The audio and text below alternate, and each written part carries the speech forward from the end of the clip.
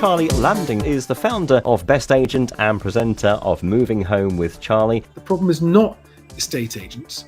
The problem is the control and power behind the scenes that sets the rules of the game in the industry.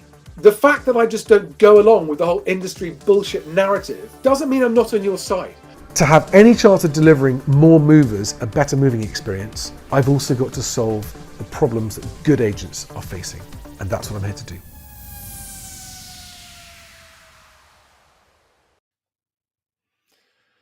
Good morning, everybody. It is Thursday, the 16th of March. It's the day after the budget. And, well, normally there'd be a lot to talk about after a budget, wouldn't there? But just a big fat nothing for the housing industry from that budget. And I think there's actually a lot more to think about as a result of the fact that it was completely ignored. I mean, it's fascinating from standing back and looking at a wider point of view, and looking at what they're doing for pensions. It looks like they're going, okay, we're going to stop supporting the housing market, and instead we're going to start using pensions as a much bigger financial growth area. It's strange. I mean, who knows what their thinking is? But I'm sure that before the next election, they will definitely pull out some support measures for the housing market to help to try to get back in at the election. But in the meantime, there was a lot of disappointment around the industry yesterday, especially the House Building Federation, who put out a post on LinkedIn expressing their deep disappointment, and it was a missed opportunity. And so I know from all the debates I've been having for the last 6 months that there are a lot of people who are absolutely certain that the government will not let the housing market fall. The government will prop up. They always will. They always do. So they're going to this time. And you could almost feel the palpable, really? Nothing across the industry yesterday. Which I mean, I don't think they're in a position to support the market because of what happened after the last budget, because it wouldn't have been costed. And this budget, all the measures they did bring out were very carefully costed, because what they want more than anything else is stability in the financial markets, which outside this country is not very much the case. But I will come on to that in a second. But I think they want cheap borrowing for the government and for the mortgage markets to remain calm. And there is an argument that says keeping the money markets, and especially the mortgage marketplace, calm is probably the best thing that they can do at the moment. So stability, even if it's disappointing stability, might be actually the least bad option. Who knows? But so we've got estate agent today, the only positive thing they could find was that childcare reform could provide a mortgage boost, but the childcare reform is phased in starting either later this year or next year and won't actually make a tangible difference. The childcare reform won't be fully implemented for, I think, 3 years.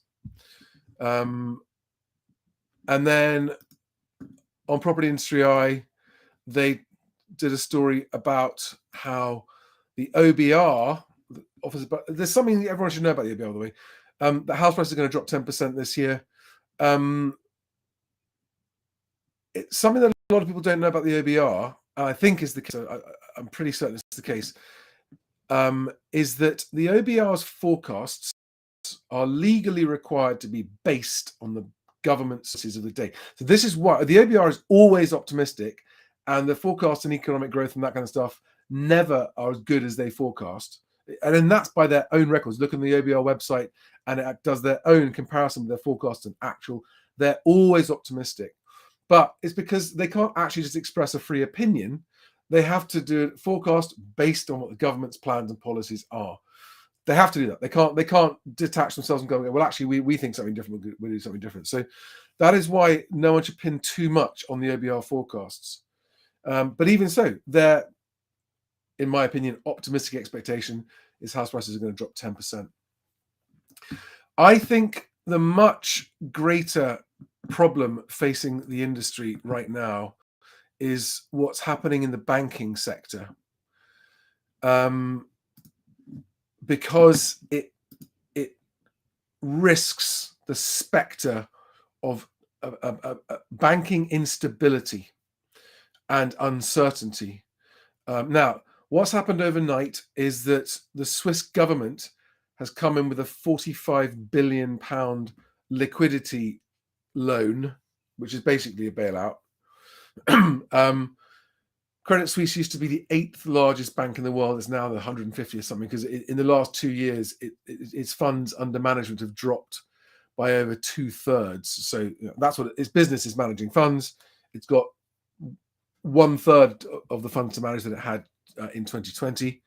And it is the contagion. And I don't know what the ties are between the Bank of England and Swiss Bank, or the Swiss Central Bank.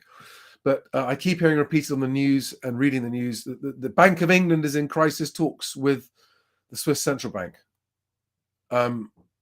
Okay, that to me just says there's more than meets the eye to what would happen if Credit Suisse. Now, the one thing I do think is I don't think we're going to see a sudden unraveling and collapse of Credit Suisse, which is a good thing, because the writing has been on the wall for Credit Suisse for a few years, hence the massive exit of all their managed funds.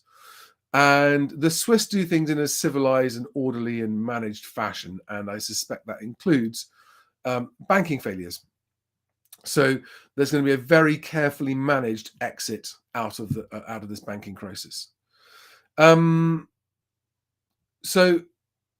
what does that mean for housing market right now? First of all, the government's news in the budget yesterday about, we're not going to be in technical recession this year, is a headline grabbing sentence that's only intended to boost morale for people who don't understand exactly how the economy works, and go, okay, we're not going to be in recession. Great, everything's fine.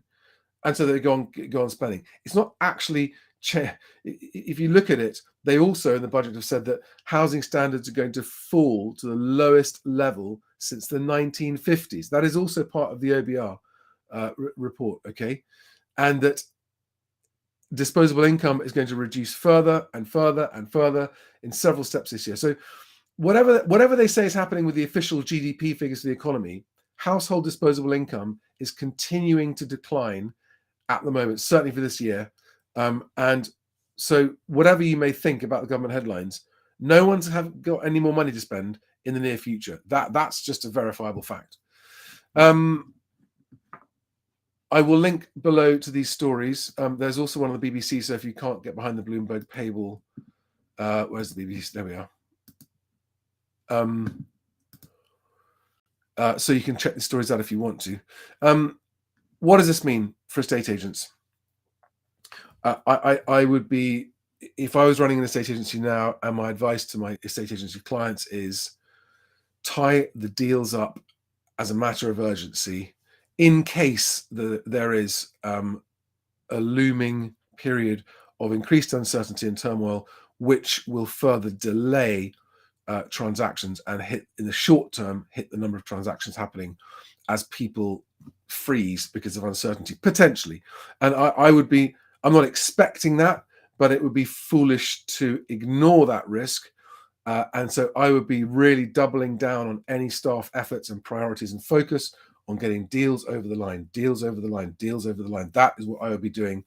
I would be making sure that every last deal had been progressed as far as possible.